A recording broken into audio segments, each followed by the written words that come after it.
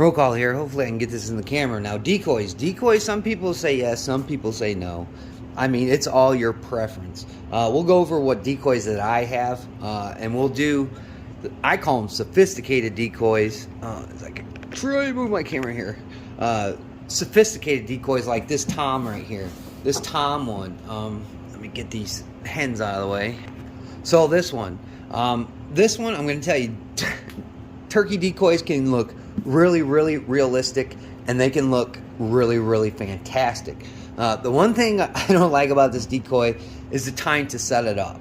After you get this thing out of the bag, if you're carrying it in a bag, you have to put your stake up through, if you can see it here, up through this hole. As you can see that hole there, up through there, and then it's got like a wing nut that you clamp down.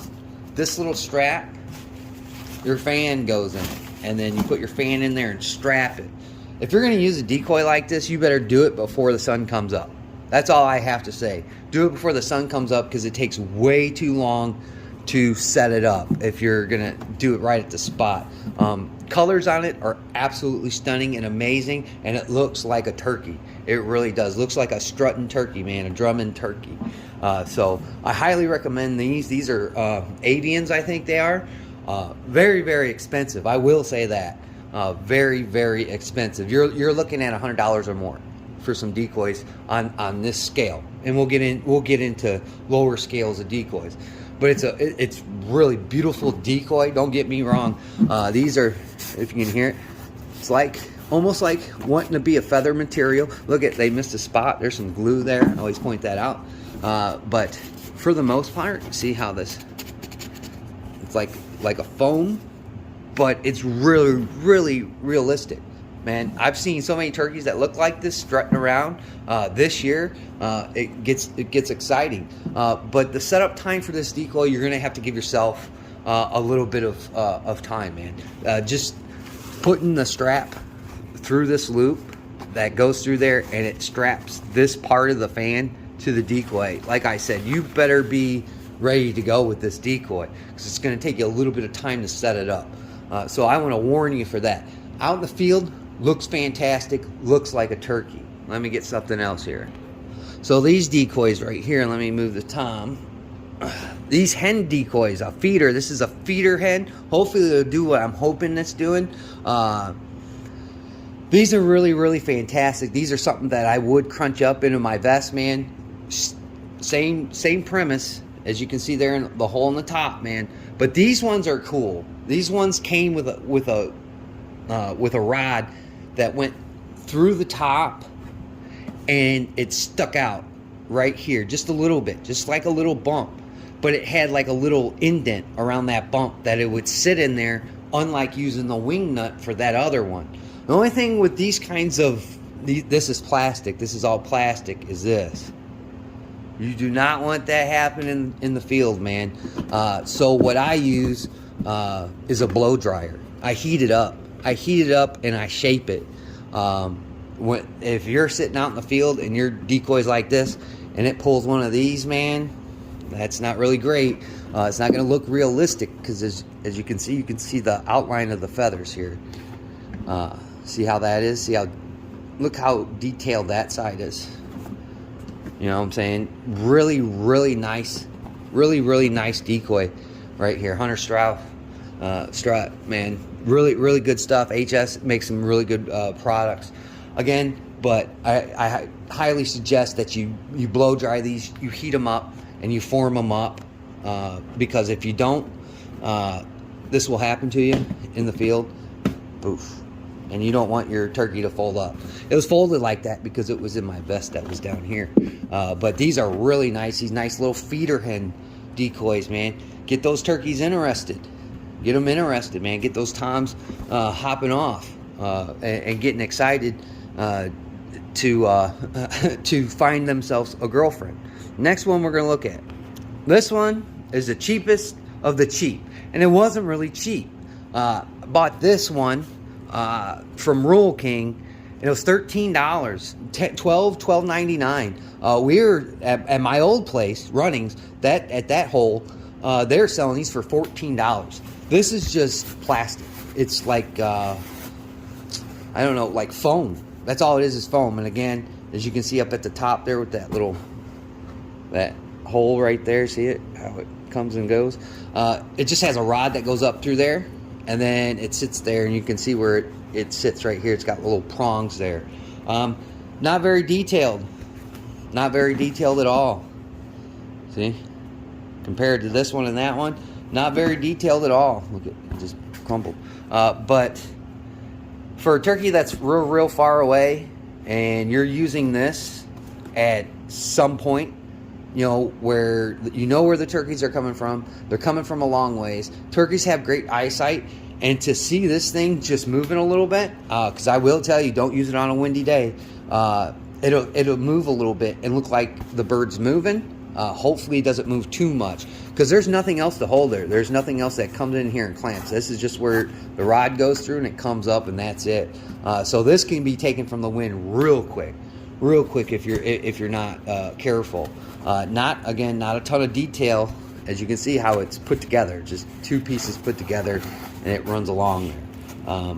There's a little bit of some detail there, but not much, man. Again, this is the cheapest of the cheapest I've found, other than I think HS makes a half turkey that's basically looks like the tom, but it's just cut in half, and it's just the frontal part of it. So there's a lot of different decoys out there. Find what's best for you. I like these two, the two hens, because they're easier to fold up and they stick in the back. This one sits a little bit better when you get it to form up a little bit. When you get to form up a little bit, it's not going to have this. It's not going to have that dent. Like I said, you're going to have to use a blow dryer on these to really stretch out that material. Very, very realistic looking compared to this one, but again, just not as clever. Not as clever. And again, in the wind, this thing will spin and turn and be a nightmare. Might even come off the stick if you ain't paying attention. But these are good for running and gunning. I will say that if you can get into a spot real quick, and you know that gobbler's coming, and you can set this, put your pole, and it comes with a smaller pole too, because it's just a hen that's going to be sitting here like this. You know what I'm saying? And the only thing that I wish it would do is turn it into like a little bit of a feeder hand. You know what I'm saying? But it doesn't. Just sits straight up. Unlike this one that's angled in the feeding position. A lot of different positions that you can have these decoys in that they come in. But putting this in my bag and hurry up going out there and plucking it in the ground, calling to that gobbler, wait for him to come up there, and him visualizing this, at least he sees what may be a turkey. I think if a turkey would to come up on this, they'd probably figure it out more than this one. This looks more realistic. It's just got more coloring. It's brighter. It's more vibrant. It shouts hen, man. But these, I guess these are pretty good for the most part for running and gunning, man. If you just want to stick a decoy there, you know there's toms in the area, and you want to just come there just to get a taste of a visual sighting of another turkey, it could work out. Like I said, sometimes I use this one a lot more often than I use this one, just because of the realistic looking features of it. Turkeys' eyes are really, really good, man. Really, really good. They'll pick you up. I've been busted numerous times by turkeys, man. It's not as easy as you think, man. Some people think they're dumb birds, but if you didn't know, turkeys were almost our national bird. It wasn't going to be the eagle. It was going to be the turkey, but they chose the eagle instead. But very intelligent birds for the most part, but you can trick them, and you can get them to come in there. Again, they are animals, so their brains aren't, developed like humans. So there's a couple examples that you can use of decoys. Again, there's some pros and cons to every decoy.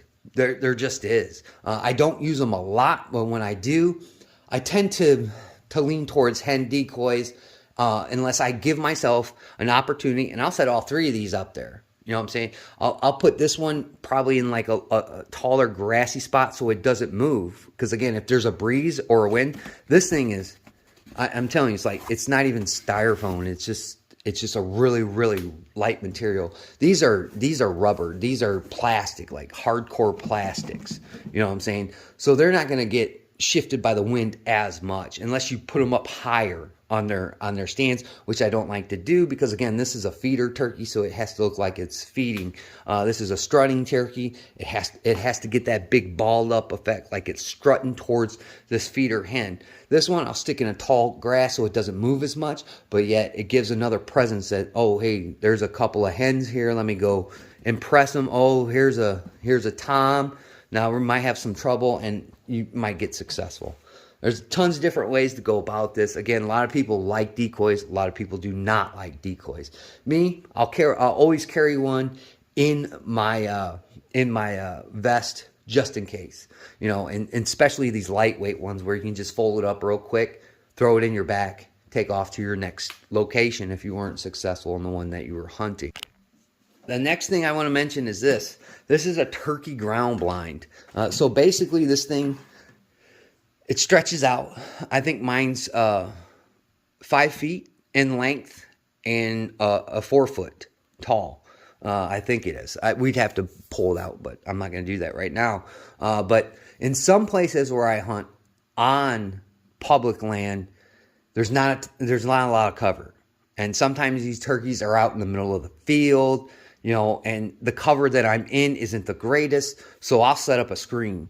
I'll set up a screen to kind of keep my movements to a minimum, especially if I have to move my legs or something like that. Had a lot of surgeries over the year, so you know my legs can get kind of cramped at times. So this just gives me cover. It just gives me cover. When I was at the bad internet house, I used this a lot. There used to be an old truck back there that was all grossed out, but I used to sit on the back side of that bedded truck and then put this screen up there and wait for some of them turkeys to come off the woods in the back of there. So I use this a lot for cover. That sometimes you got to do that. You got to have some type of cover, something where you don't look like a human. That's always a plus. So another thing that sometimes I'll carry is just cover. I'll carry this. I'll carry it. It stakes in the ground, folds up.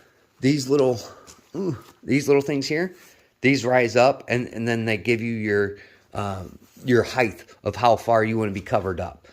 Very good tool to use, man. If you don't have a lot of trees, if you don't have a lot of stumps or just grasses or anything that would really break up your outline, this will work well. This will give you some cover. I forgot how much these were. I think they're like $12-13. Better bargain than that other decoy. So there's some things that you can use. Again, turkey season's around the corner. It started in many states. So hopefully you're successful this year. Hopefully I'm successful for the first time.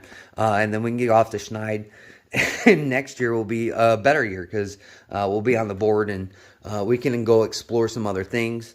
And maybe go to a different state and try it. I want to do it in my home state first. That way when I go out of state, I have a better perspective on what to do. So it's always good that way. So like always, guys, thanks for watching.